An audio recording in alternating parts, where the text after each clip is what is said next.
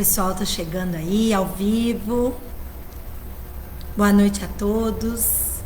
Boa noite ao pessoal do Facebook, Instagram, pessoal do Face. Que bom estarmos juntos mais uma vez nessa noite tão especial, hoje com o Roberto. Boa noite, Roberto. Boa noite. E hoje nós estaremos aqui juntos. Pessoal, beijo, boa noite a todos que estão entrando aí. Boa noite a quem está nos acompanhando online, a quem vai nos acompanhar depois. Depois a gente vai colocar no canal YouTube, nosso canal, Cintiane de Souza, e vocês acompanhem lá com a gente, junto com os amigos e todos os companheiros de jornada, os nossos amigos e irmãos espíritas e aqueles que nos acompanham aqui na nossa live, o pessoal também, os simpatizantes do Espiritismo e os amigos também do Roberto, tá bom? Eu vou colocar depois para a gente poder tá juntos. Então hoje nós vamos começar com a oração de cartas e eu gostaria que todos estivessem conectados hoje com a energia de luz. Boa noite, Acácio, boa noite, pessoal, boa noite, um abraço a todos. E nós vamos fazer a oração de Cáritas e nós vamos entrar em conexão nessa noite e pedir muita luz a todos os irmãos que estão sofrendo com o Covid, a todos os irmãos acamados, a todos os irmãos que estão aí nos hospitais, na UTI, os amigos, a amiga do Roberto em particular. Desejamos a ela, Edna, né? Edla. Desejamos a ela muita luz, muita força, muita cura, muita saúde. E a todos aqueles que estão acamados, que estão doentes, passando por essa pandemia, adoentado pela Covid. Então, vamos começar a nossa oração da noite.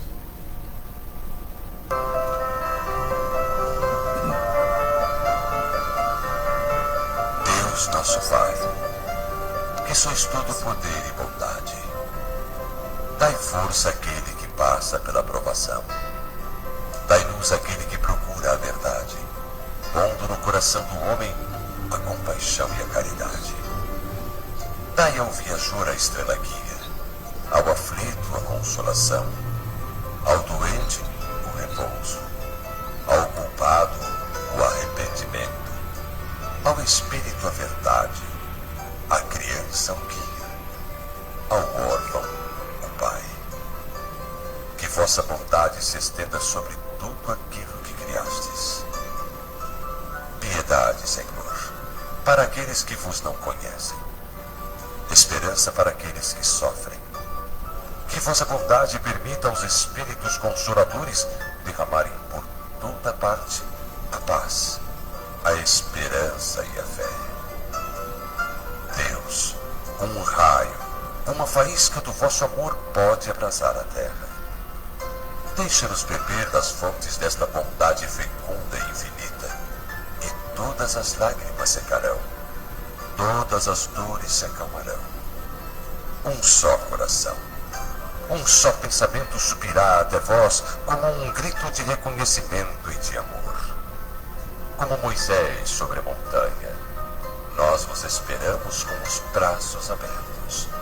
Ó bondade, ó beleza, ó perfeição. E queremos de alguma sorte merecer a vossa misericórdia. Deus, dai-nos a força de ajudar o progresso, a fim de subirmos até vós. Dai-nos a caridade pura, dai-nos a fé e a razão. Dai-nos a simplicidade que fará de nossas almas o espelho onde se deve refletir a vossa imagem. Assim seja. Então, pessoal, muito linda a nossa oração, nos conectando um pouquinho a mais com essa energia de luz maravilhosa. E essa noite nós estamos aqui com o Roberto, nosso irmão, falando de justiça divina, que é o tema que nós escolhemos para essa noite, de acordo com o Chico Xavier. Então, Roberto. Boa noite. Queria externar primeiramente a minha alegria, o meu contentamento de ter esta oportunidade de me dirigir a todos vocês que assistem aqui semanalmente a live da Cíntia. E antes de adentrarmos o tema escolhido para esta noite, vocês notaram, eu estou aqui de amarelo, porque o mês de setembro se faz uma cruzada contra o suicídio. Na realidade, essa cruzada ela não pode se limitar ao mês de setembro, ela tem que ser todos os dias, todos os anos. Nós estamos vivendo momentos de muita dificuldade, muitas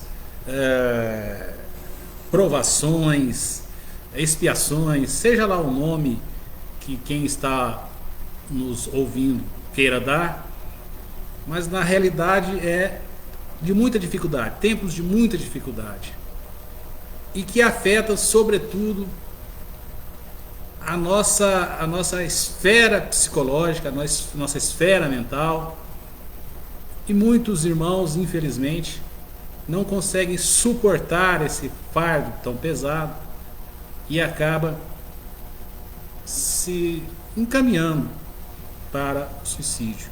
Ainda hoje, com muita tristeza, tomei conhecimento daqui na região mesmo, não sei se na cidade de Orlândia, um rapaz, pouco mais de 20 anos, acabou pondo fim à própria vida corporal, carnal,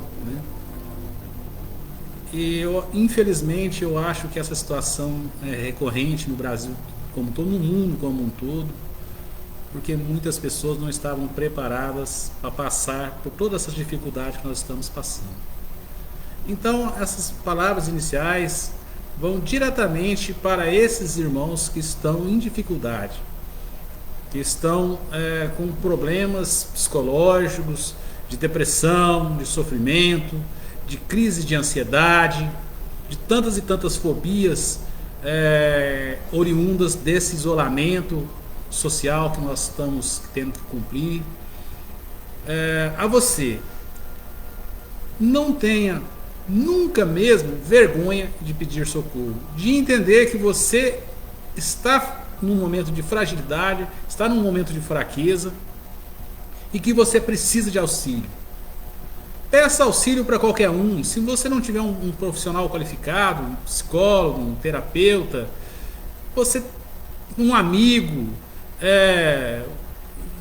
qualquer um, o pastor da tua igreja, o irmão que senta do teu lado no culto, com quem você conversa depois do culto, pessoal do centro, algum participante do centro, um integrante do centro onde você costuma frequentar, enfim. Se você não tiver nada disso, absolutamente nada disso, converse com o seu cachorro, já vai servir de alguma coisa, sabe? Você conversa, ele vai ser um excelente ouvinte. Ele vai ser um excelente ouvinte. E se você não tiver cachorro, se você não tiver um animal de estimação, porque esses animais de estimação é uma outra, conversa para uma outra live, que eu gostaria de fazer, ou uma palestra qualquer, para estudar um pouco mais sobre esse assunto, mas os animais estão aqui para nos ajudar mesmo no nosso sofrimento. Se você não tiver nenhum animal de estimação, converse com você mesmo. Relembre situações em que você viveu, momentos felizes que você passou, dificuldades que você conseguiu superar, e você vai ver, você vai lembrar que você tem muita força. Você já passou por momentos difíceis também e superou. E que você passou também por um momento de alegria, de felicidade, na escola, no trabalho, com os amigos. E você vai sentir a presença da espiritualidade, a presença de Deus na tua vida, que Ele vai renovar forças para você continuar lutando. Nós estamos aqui, nós estamos encarnados nesse planeta para aproveitar oportunidades para evoluir. O objetivo é esse, é evoluir sempre. Nas palavras de Kardec: nascer, renascer e evoluir sempre. E nós aprendemos muito com o sofrimento, nós aprendemos muito com as dificuldades. Isso está intimamente ligado com o tema da nossa live de hoje, que é exatamente a justiça divina. Então, a você, irmão, né, que está passando por esse momento de dificuldade, de tristeza, fica aí estas palavras. Procure imediatamente socorro. Não tenha nenhuma vergonha. Eu sempre ouvi da minha mãe, dos meus avós, dos mais velhos, vergonha é roubar e não conseguir carregar. Fora isso, não tem vergonha. Né? Então, pedir ajuda muito menos. Né? Pedir ajuda muito menos. É um ato de coragem. É um ato de coragem, é um ato de coragem. Você entender que você não é super, que você não detém todas as forças do universo, que você pode fraquejar, que você pode entrar em depressão e que você precisa de ajuda. Isso independe do dinheiro que você tem, do cargo que você ocupa, dos familiares que você tem, das pessoas que te cercam. Né? Pessoas que você acredita que tem uma vida fantástica, maravilhosa, de repente aparecem com profundos problemas decorrentes de depressão. Então, não é privilégio de ninguém, desse ou daquele, ter momentos de profunda tristeza e abatimento na vida. Então, pedir socorro também, né, não é nenhuma vergonha, é um ato de coragem, como acabou de dizer a Cintiana. Beleza? Bom, pessoal, o tema de hoje ele é extremamente interessante, porque se vocês notarem as outras lives que foram feitas nesse horário pela Cintia, sempre que se coloca o tema segundo o Espiritismo. Na passada que eu participei era o sentido da vida segundo o Espiritismo. Tal situação segundo a ótica do Espiritismo. Eu creio que hoje, o tema de hoje, pode ser encarado simplesmente com a frase, a justiça divina. Porque a justiça divina ela é uma só. Independentemente da visão ideológica ou espiritual da pessoa. Independente. Ela é a mesma para o católico, ela é a mesma para o crente, para o evangélico, ela é a mesma para as religiões afrodescendentes, ela é a mesma para aquele que não acredita em Deus, para o essencialmente materialista. Ela é a mesma. Então não é segundo a ótica do Espiritismo. A justiça divina é a justiça divina. Apenas o Espiritismo explica toda a movimentação da justiça divina de acordo com a nova oportunidade de se pagar os débitos, que é através da reencarnação. Mas ela é a mesma para todo mundo. A justiça dos homens, que deve ser respeitada, funciona da seguinte forma: alguém comete um ato que a lei daquele local estabelece como sendo um ato criminoso, portanto proibido, e a acusação e a defesa irão produzir provas e entregar para o juiz, que após analisar essas provas irá dar o seu veredito. E se ele entender que as provas são de que efetivamente houve um crime, ele irá responsabilizar o criminoso através de uma pena. É assim que funciona. Notem que a justiça dos homens, ela faz uma análise imediata e superficial dos acontecimentos. Ela analisa os fatos. O máximo que o juiz consegue fazer é olhar se aquela pessoa já teve outras passagens criminais para aumentar ou diminuir a pena. Mas o juiz não consegue ir além disso. Ele julga fatos, mas não julga corações. Ele não consegue julgar a mente das pessoas, o interior das pessoas. A Agora, a justiça de Deus, a justiça divina, ela vai muito além, mas muito além do que esse restrito campo de análise da justiça dos homens. O juiz julga, o magistrado aqui da terra, ele julga os fatos, apenas os fatos. Já a justiça divina, ela vai muito além, mas muito além mesmo. Ela busca toda a essência, todo pequeno impulso, e consegue enxergar o que vai além do que o juiz consegue enxergar, o magistrado consegue enxergar.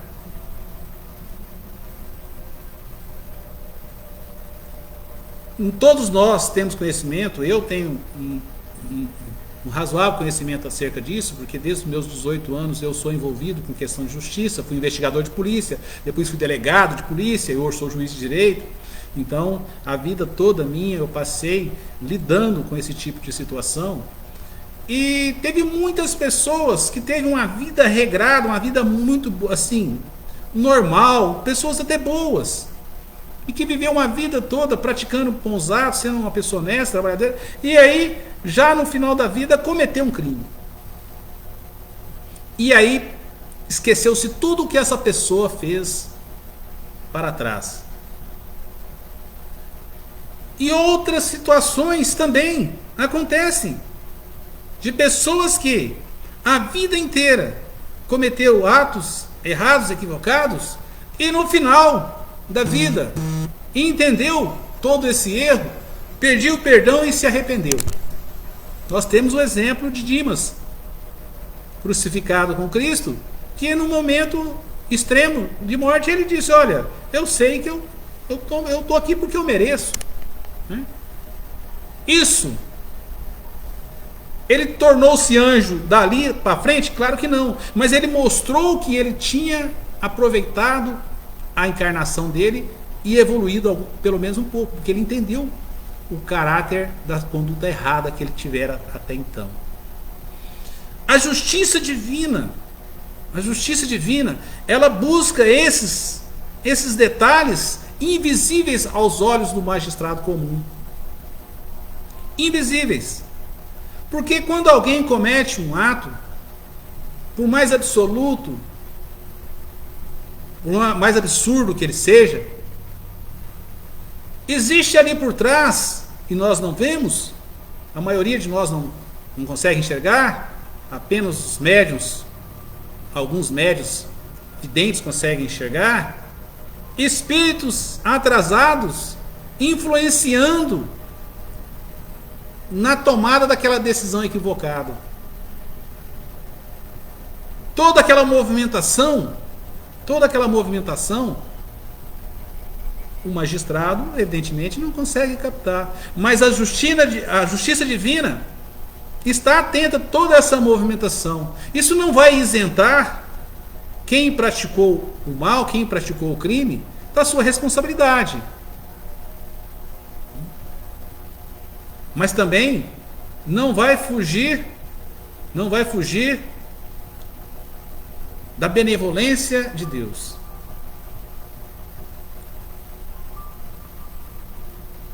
Porque a decisão é sempre nossa, em razão do nosso livre-arbítrio, que é uma das leis mais poderosas do universo. Mas tudo será levado em consideração. Por isso que, quando alguém pratica um mal, nós somos vítimas desse mal praticado. Nós temos a tendência muitas vezes de falar: Deus vai fazer justiça por mim. Você fez isso, mas Deus vai fazer justiça em meu nome. Na realidade, a justiça divina, ela já está pré-estabelecida há muito tempo antes. São leis criadas por Deus para viger até quando ele entender que são cabíveis. Porque ele criou e só ele pode revogá-las. Por enquanto, o homem não tem condições de revogar uma lei divina. Elas são feitas não para reger somente o homem, só a espécie humana, mas as leis divinas, elas regem todo o universo. É o que dá equilíbrio em todos os cantos do universo. A justiça divina é esse mediador, é esse ponto de equilíbrio de todo o universo. Por isso que o Evangelho não, no livro O Céu e o Inferno, que assim, toda a codificação espírita, os 5 livros, né, que compõem a base do espiritismo, em algum momento deles, ele fala sobre a justiça divina. Mas aquele que aprofundou-se um pouco mais foi exatamente o céu e o inferno. E ali está dito que nós temos que compreender a justiça divina mais ou menos como funciona a situação daquele que ingere veneno, por exemplo. Aquela pessoa que ingere veneno vai ter um efeito dentro do organismo. Queira ele sim, queira ele não. E independe da classe social, independe se é novo, se é velho. Enfim, o veneno vai agir. Por quê? Porque a pessoa tomou o veneno, ingeriu o veneno. As leis divinas são assim. Você cometeu determinados atos e esses atos trazem naturalmente consequências. Naturalmente consequências.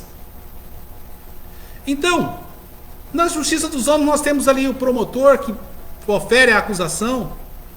Nós temos o advogado de defesa que faz a defesa do acusado.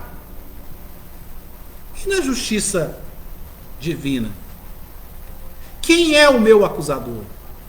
Quem é o meu defensor? Aí entra as sábias palavras de Cristo, que sintetizou numa pequena frase toda a estrutura jurídica divina. Ele disse: será cada um segundo as tuas obras. Será cada um segundo as tuas obras. Eu sou livre para fazer aquilo que eu bem quiser, mas eu sou responsável por aquilo que eu fizer. E uma vez eu praticando um ato, eu serei o meu próprio acusador. As minhas obras, aquilo que eu fiz ou deixei de fazer, será a minha acusação. E a minha defesa será também aquilo que eu fiz de bom. Então, na justiça divina, você que é o seu acusador, e você que também se defende através das suas obras. E Deus, na sua infinita misericórdia, te concede oportunidades para que você pague as dívidas que você contraiu, na medida da sua suportabilidade. É que muitas pessoas pedem para passar por determinadas situações acreditando que vai dar conta, e no final não conseguem, fraquejam. Deus não está sentado em um trono observando de forma fria este sofrimento. Ele está o tempo todo te amparando, te sustentando, colocando pessoas, colocando situações na tua vida para que você consiga superar esses momentos de dificuldade. A dificuldade, ela não vai ser tirada, porque há necessidade de que você consiga vencê-lo. O objetivo é esse.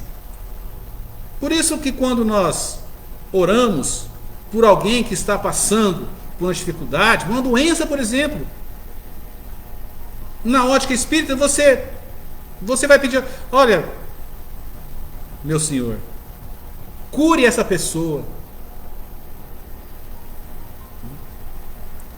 Muitas vezes ela tem que passar por aquilo ali. Muitas vezes não. Ela tem que passar, certamente ela tem que passar por ali. A cura faz parte do planejamento a que essa pessoa fez antes de encarnar. Então nós temos que pedir à espiritualidade que ampare, que dê forças para que ele passe por aquilo que ele tem que passar.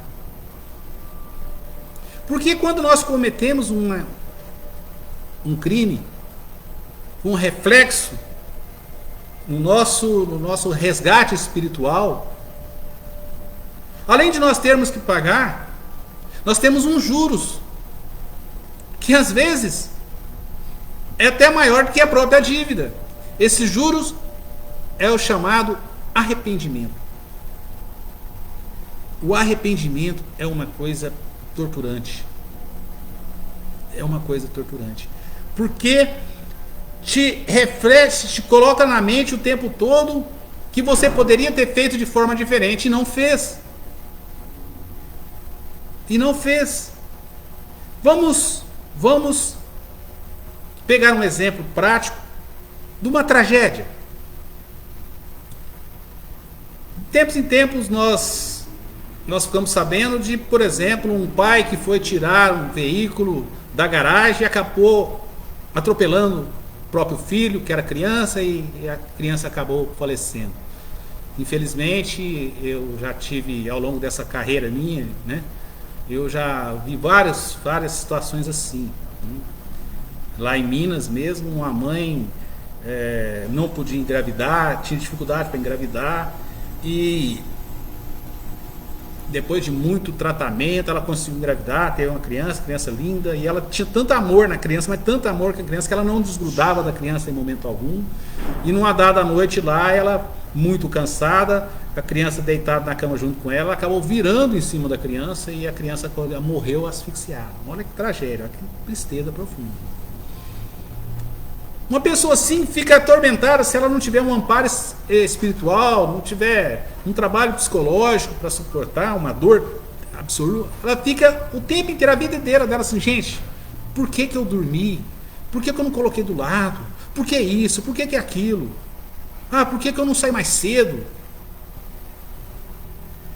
Essa a pior dor, o pior sofrimento que nós vamos experimentar quando desencarnarmos e chegarmos ao plano espiritual. E lembrar que eu deixei trabalhos pela metade, não fui até o fim. Que pessoas que eu tinha que amparar eu traí. Que pessoas que eu tinha que amparar, que eu tinha que ser grato, eu fui ingrato. Que eu perdi tanto para ter aquela oportunidade, Deus me deu a oportunidade e eu desperdicei. O remorso é que é o verdadeiro inferno. O remorso que vai te acompanhar após a sua vida corporal é que vai doer muito mais, vai te submeter muito mais a sofrimento do que o tempo que você estava encarnado. Porque a justiça divina, ela enxerga muito além, ela enxerga todas as circunstâncias periféricas dos nossos atos. Todas as circunstâncias periféricas dos nossos atos. Como que eu faço aqui na Terra para pagar uma dívida que eu contraí, uma dívida financeira que eu contraí com alguém? Eu tenho que pagar e depois o credor me dá uma quitação, um recibo. Olha, está tudo pago, você não me deve mais nada. Em se tratando de dívida espiritual, Você vai ter a quitação, sim. Se você pagar as dívidas contraídas com os teus irmãos, com outros espíritos. Ele vai te dar a quitação uma hora. Olha, está tudo bem entre nós. Mas esse juro, que é o remorso, que você poderia ter feito diferente, ainda terá que ser pago por muito tempo. Por isso que a doutrina espírita vem nos diz, olha, pratique sempre o bem, mesmo com aqueles que por fraqueza te trataram mal, foram ingratos com você, aqueles que te prejudicaram, que te caluniaram, que te traíram, enfim, aquele que de alguma forma te prejudicou.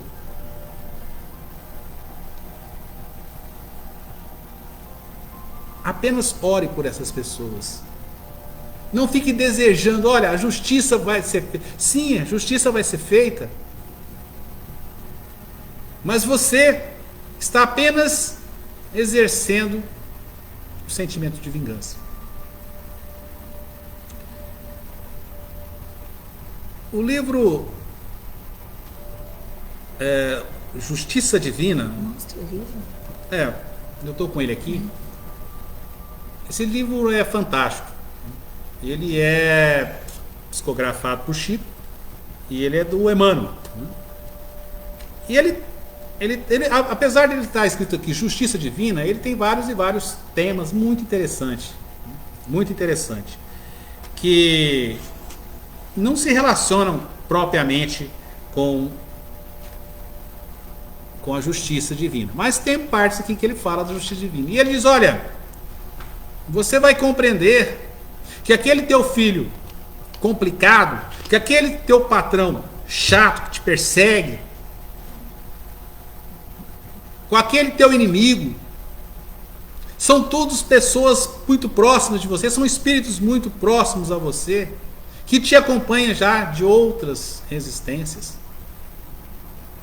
E que essa situação, vocês terem vindo juntos, conviver juntos, no mesmo ciclo familiar, no mesmo ciclo de amizade, foi uma outra oportunidade concedida pela espiritualidade para que vocês se acertem, se ajudem e mutualmente vocês evoluam.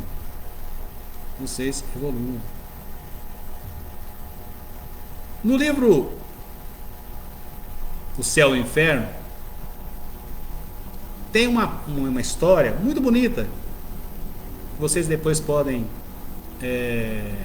pesquisarem lá, dar uma olhada, que conta a história de um menino chamado Maciel, que tinha 8 anos de idade e que estava internado no hospital, numa província lá, já há 4 anos.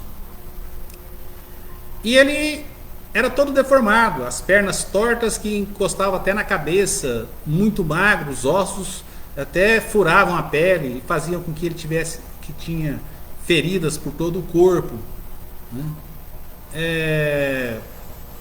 Um profundo sofrimento. Mas ele, com 8 anos, ele já estava ali há 4 anos, nem visita ele tinha, porque os pais parece que moravam longe, enfim, ele nem visita praticamente ele tinha. Mas ele nunca estava maldizendo aquele sofrimento todo. E um médico que trabalhava ali começou a dar uma atenção especial para ele, porque achava ele de uma sabedoria muito grande. Então, acabava o turno no hospital, o médico às vezes ia lá visitar ele só para conversar. E ficou surpreso da inteligência dele, do raciocínio dele. Em dada oportunidade, ele pegou e falou para o médico, olha, o senhor podia me dar uma daquelas pílulas que o senhor me dá de vez em quando aí para eu poder dormir? Aí o médico falou assim, olha, mas eu te dei o suficiente, eu vou te dar mais, pode te fazer mal. Por quê? Por que você quer, né, essas pílulas? Ele falou, não, porque é o seguinte, como o senhor vê, eu tenho muita ferida, eu sofro muito, dói muito. E eu fico a maior parte do tempo me controlando para não gritar. Mas nem sempre eu consigo, porque às vezes a dor é tão forte, tão intensa, que eu acabo gritando na madrugada. E com isso eu perturbo os tantos e tantos amigos que estão aqui, aqui no quarto, né? também internados. E aí o médico ficou abismado. Como que uma criança tem um sentimento desse com apenas 8 anos? Onde que ela aprendeu esse sofrimento? Onde que ela aprendeu essa preocupação? A preocupação não era com ele. A preocupação é que o sofrimento dele estava incomodando aqueles que estavam do lado dele. Ele não, em momento algum, ele falou mal de Deus ou de alguma coisa pelo sofrimento dele. Reclamou do sofrimento dele. Não, a preocupação é que o sofrimento dele estava atrapalhando as pessoas que estavam ali dormindo também no mesmo quarto. E o médico ficou com isso na cabeça. Mas como que pode? Da onde que ele tirou esse sentimento de preocupação com o próximo? De duas umas. Ou Deus não é tão bom assim, porque assiste a um sofrimento desse aí, né? Um sofrimento desse aí permite uma criança. Ou isso tem resposta em outras vidas, sei lá. E essa criança passou um tempo, ela desencarnou. Em 1863, Kardec está trabalhando na codificação e um dos últimos livros foi exatamente O Céu e o Inferno. Quando Kardec começou a codificação, a espiritualidade deu a ele, né, o poder de invocar, de chamar qualquer espírito que esteja no plano espiritual para poder compor a codificação. E o Kardec pediu para que chamasse o espírito desse menino. E ele veio conversar com Kardec. E aí Kardec perguntou a ele, mas o sofrimento que você passou era expiação por maldades que você praticou? Ele falou sim e não. O sofrimento pelo qual eu passei foi uma benevolência de Deus por conta das oportunidades que eu tive em outras vidas. Aquele menino que vocês viram nessa última existência, deitado em cima de uma cama, franzino, cheio de feridas, todo torto, abandonado, em outras encarnações foi um jovem bonito, rico, poderoso e rodeado de bajuladores. E quando eu cheguei no plano espiritual, depois dessa existência, eu vi a oportunidade que eu tive e perdi e pedi a Deus novas oportunidades. Novas oportunidades para aprender e para levar às pessoas um pouco do conhecimento que eu adquiri no pouco tempo em que eu vivi naquela condição miserável lá, naquele corpo cheio de enfermidades. E Deus me concedeu. Então eu vim aqui para falar para vocês que todo sofrimento tem uma causa. Ou você está pagando porque infringiu a lei de Deus, ou você pediu como forma de compensar aquilo que você deixou de fazer em outras oportunidades. Agora, como que eu faço para pagar uma dívida? Se eu tenho uma dívida muito alta, vamos transportar isso para o plano terreno. Se eu devo uma soma vultuosa para alguém e eu quero pagar essa, eu sou um bom pagador, o que eu vou fazer? Eu vou trabalhar mais. Vou fazer horários extras, vou arrumar outros serviços paralelos, vou fazer um bico aqui, vou ajuntar o máximo que eu tiver de dinheiro para poder pagar o quanto antes, antecipar as parcelas do meu débito. Nesse contexto, nós podemos fazer uma analogia com a justiça divina. A justiça divina também funciona mais ou menos da mesma forma, nesse contexto. Quando eu cometo uma falta e vou ser responsabilizado por ela, porque existe uma lei chamada lei de efeito, de causa e efeito. e eu quero pagar o quanto antes, eu tenho que trabalhar mais. E trabalhar mais é o quê? É praticar mais e mais o bem e a caridade. Você que é evangélico, como que você vai pagar? Você vai pagar defendendo a caridade entre os seus pares, o amor de Cristo, lembrando as pessoas que ele veio aqui para servir de exemplo. Da mesma forma, o católico, da mesma forma, o afrodescendente, da mesma forma, o espírita, da mesma forma, até o ateu. Não tem outra forma de você pagar aquilo que você fez de mal, a não ser com o trabalho.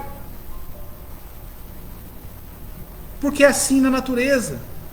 Se o sujeito bebeu a vida inteira, foi um alcoólatra, e ele resolveu parar, para que ele consiga retardar os efeitos daquilo que ele fez de mal para o corpo a vida inteira, ele vai ter que se esforçar, vai ter que ter uma dieta regrada, vai ter que praticar esporte, vai ter que... Enfim, você paga o débito com o seu suor,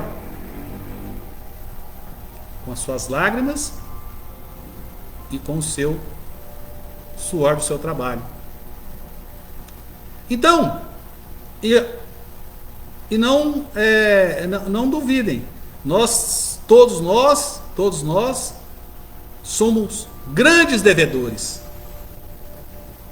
Nós viemos de encarnações, passamos aí pela Idade Média, 1000 anos, antes da Idade Média, depois da Idade Contemporânea,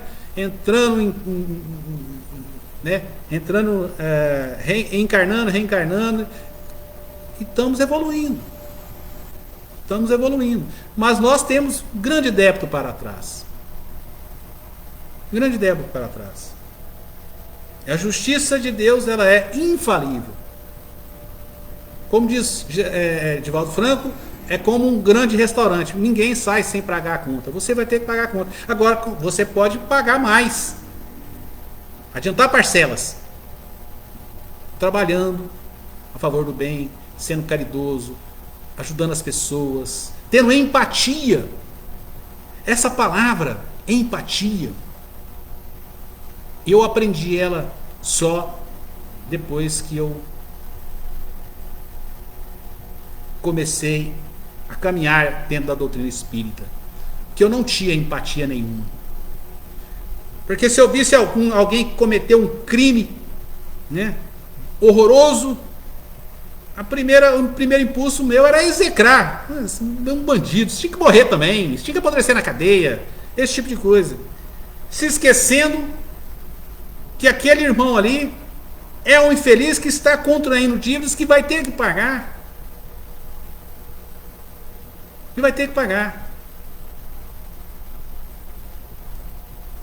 Nós perdemos essa empatia. A primeira coisa que nós fazemos é julgar. Isso é bandido mesmo. Ninguém veio para cá. Olha, meu Deus, olha a espiritualidade. Eu quero encarnar lá porque eu quero matar aquele sujeito, tá? Que ele está encarnado, nós somos desafetos há várias e várias encarnações. Eu quero lá, eu quero encontrar com ele, eu quero matar ele. Ninguém encarna com esse propósito. Quando você consegue autorização para reencarnar, é exatamente ao contrário. Olha, tá vendo aquele desafeto lá? Pode me colocar como filho dele, porque nós vamos nos acertar. E quando não acontece esse acerto, é porque houve uma fraqueza na condução, na execução do seu projeto. E nós não temos muitas vezes empatia para entender dessa forma, para visualizar, para nos colocar na pele das outras pessoas. Será que naquelas condições, será que eu agiria da mesma forma ou eu agiria até pior? A tendência nossa é dizer, quantas vezes nós não ouvimos isso? Se fosse comigo. Se fosse comigo eu faria assim. Se fosse comigo eu faria assado. Eu jamais faria isso. Eu jamais abandonaria. Eu jamais mataria. Eu jamais roubaria. Será? Olha, isso não é ameaça, não é nada disso não. Olha que no dia de amanhã você pode ter o seu desejo concedido e passar por uma situação dessa. E você tem a certeza que você não agiria como agiu o seu irmão? Então, prezados, vou passar a bola aqui para a Cintiane, porque senão ela acaba não participando aqui da live que é dela. Eu apenas sou um convidado. Mas, só para finalizar toda essa nossa conversa, eu fico imaginando os antecedentes do espírito da grandeza de Chico Xavier. Nós, quando estudamos a vida de Chico Xavier, ficamos deslumbrados, ficamos sem entender como é que uma pessoa, como é que um espírito consegue evoluir tanto.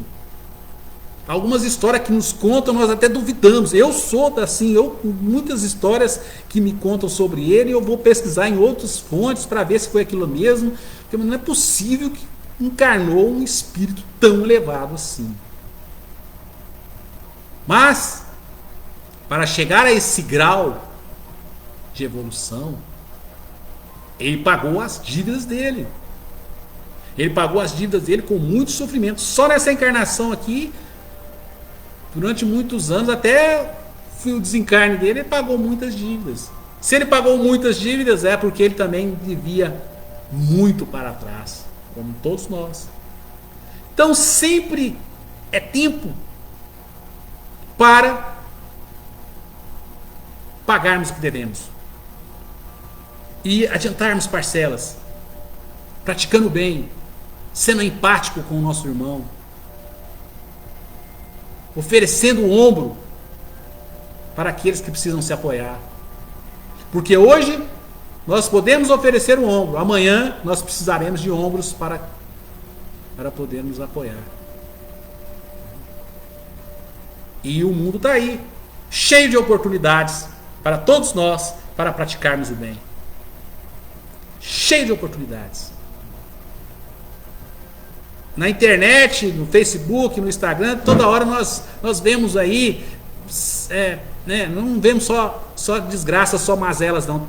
Nós vemos histórias lindas de sempre pessoas dando oportunidade. Às vezes não é para o ser humano, não. Servindo de exemplo. Esses dias eu vi aí uma cena de um rapaz num banco lá, não me lembro, que ele tirou a roupa que estava usando e colocou num cachorro que estava ali passando frio. Foi no metrô. Foi no metrô, né? Uma cena lindíssima, sabe? Lindíssima. Pessoas que estão aí aproveitando a oportunidade, estão dando conta do recado. Pode me deixar eu reencarnar que eu vou dar conta do recado. E estão dando conta do recado. Certo? Então, a cada um dos que estão nos ouvindo, vamos dar conta do recado. Vamos ter uma reencarnação gloriosa. Vamos chegar no plano espiritual assim que desencarnar. Olha, eu consegui, eu fiz o meu melhor, sabe? Vamos ser bem recebidos. Não vamos lá cheio de remorso, de sofrimento, de culpas, porque as oportunidades vieram, nos foram dadas e nós não aproveitamos. Pessoal, eu queria pedir para o Roberto para que ele contasse um pouquinho para vocês de quando ele encontrou o Espiritismo. Queria que você falasse um pouquinho, Roberto, para eles entenderem essa história maravilhosa. É muito bonita esse testemunho dele. Bom, na realidade, a vida de cada um de nós é assim. Como eu disse, Deus não está sentado num trono e simplesmente contemplando as bobagens que você faz. Ele está ali o tempo inteiro proporcionando oportunidades para que você caminhe na direção correta. O meu avô era espírita, da cidade de Tuverava, que todo mundo conhecia. Então, desde 5 ou 6 anos, ele era barbeiro, eu frequentava a barbearia dele lá, engraxando, né, o sapato dos clientes dele. E ele falando sobre a doutrina espírita, sobre Kardec e tal. Mas eu nunca dei a menor atenção. Até achava ridículo algumas coisas que ele falava. Assim que eu, no término da minha adolescência, começo da vida adulta, eu, pela graça de Deus também, eu comecei a frequentar uma igreja evangélica. E fiquei ali muitos e muitos anos. Agradeço a Deus muito por ter me dado a oportunidade de ter sentado nos bancos daquela igreja. Aprendi muito ali. Muito ali. Mas em dada a oportunidade, né, eu acabei, por não ter algumas respostas ali dentro da doutrina, que é maravilhosa também, acabei saindo daquela igreja evangélica. Mas saí da igreja evangélica e também saí da vida espiritual. Não me preocupei com isso, porque nisso eu já tinha sido aprovado no concurso para delegado, já era uma autoridade, com apenas 23 anos de idade. E como diz no jargão espiritual, caí no mundão. Caí no mundão. Mas Deus nunca te deixa desamparado. Fui aprovado no concurso para juiz, constitui família, esposa, filhos maravilhosos. Mas mesmo assim, estava vivendo essa condição material. Não estava preocupado com a espiritualidade. E na realidade eu estava perdendo a minha encarnação. Não estava aprendendo nada. Na vida eu achava que estava tudo certo. Até que em 2005 eu tive profundos problemas. 2015. E um deles foi que eu tive um problema na retina, no olho direito. E o diagnóstico dos médicos era sombrio, que eu poderia ficar cego. Em dada oportunidade, eu tive uma manifestação espiritual, mediúnica, né? Eu não estava preparado para aquilo. E pedi socorro para as pessoas aqui que conhecem, né? Que conheceu ao nosso irmão Santo Aleixo, que já desencarnou ano passado, né? E aí que eu consegui compreender o que estava acontecendo e fui bater as portas de um centro espírita, aonde eu tomei conhecimento do que estava realmente acontecendo comigo. Era a espiritualidade me dando uma última oportunidade. Eu acabei perdendo a visão do olho direito, não enxergo absolutamente nada do olho direito. Mas a minha vida melhorou depois disso, muito mesmo. Ela ganhou um sentido, uma razão de ser. Descobri que nós não estamos encarnados apenas para trabalhar, constituir família, ter títulos, ter dinheiro. Nós estamos aqui para aprender. E aí, a partir daí, eu comecei a entender o que é realmente evolução. O que é realmente a oportunidade de se estar vivo. Então eu perdi a visão no olho direito, mas ganhei os olhos da alma. E aí sempre me vem na cabeça as palavras de Cristo: se um olho te escandalizar, arranque-o, jogue-o fora. É melhor você entrar no reino dos céus com apenas um olho do que ter os dois e ser lançado no fogo do inferno. Nós espíritas não acreditamos no inferno, em espaço destinado, caldeira, sofrimento. Nada. O inferno está dentro de cada um de nós, aquele sofrimento que nós temos porque perdemos as oportunidades.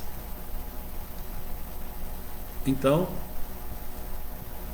minha vida continua do mesmo jeito, eu continuo trabalhando do mesmo jeito, produzindo do mesmo jeito que eu produzia antigamente, fazendo as mesmas coisas com apenas um olho, né? Enxergando de apenas um olho, mas muito mais feliz, muito mais, como diz assim, muito mais consciente de tudo o que acontece. Passei a ver a vida com outros olhos. a julgar os processos, as pessoas que chegam até mim, os processos, né? Julgar o meu semelhante com outros olhos. Cursou psicologia? Para me acompanhar. Paralelamente, eu também comecei a cursar psicologia, termino daqui 3 meses, se Deus quiser. Né? E assim, então o sofrimento, ele tem esse poder, sabe? A dificuldade tem esse poder. Quem falou muito bem disso, eu disse na live passada, foi Alfred Adler, do poder da superação, das pessoas que pegam as dificuldades e utilizam aquilo lá como mola propulsora para alcançar níveis maiores. É aquelas pessoas que você dá um limão para ela faz uma limonada. Ao invés de ficar reclamando, de ficar resmungando. Ah, por que isso? Ah, por que aquilo? Não espere compaixão sem justiça. Está escrito isso aqui no livro. Não espere compaixão sem justiça. Você cometeu vários e vários desatinos e ficar orando, rezando o tempo inteiro, isso é esperar compaixão de Deus sem justiça. E se Deus falar, olha, você cometeu vários e vários desatinos, mas eu vou te perdoar, porque eu gostei de você, eu vou ter compaixão de você. Se ele fizer isso para você, ele vai ter que fazer para o outro filho, ele vai ter que fazer para o outro filho. Aí não será justiça. Aí não será justiça. Aí não será justiça. Porque aquele pai que concede a graça para uns e não concede para outros, não é um pai que age com justiça. E o Deus, que o Espiritismo entende, é a suprema inteligência do universo, causa primária de todas as coisas e extremamente justo. Ele tem compaixão, misericórdia infinita, como diz Kardec. A justiça de Deus, a misericórdia de Deus é infinita, mas a justiça de Deus não é cega. Ela é infinita, mas ela não é cega. Ela enxerga tudo. Você terá outras oportunidades, mas não vai ser agraciado com a absolução, com o pagamento das suas dívidas, aliás, com o perdão das suas dívidas sem trabalhar. Isso esquece, não vai acontecer.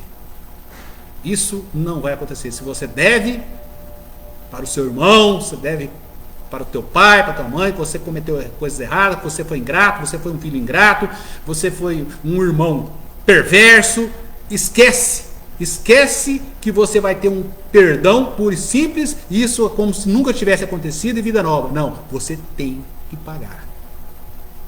E a benevolência de Deus, a misericórdia de Deus vai vir em forma de oportunidades.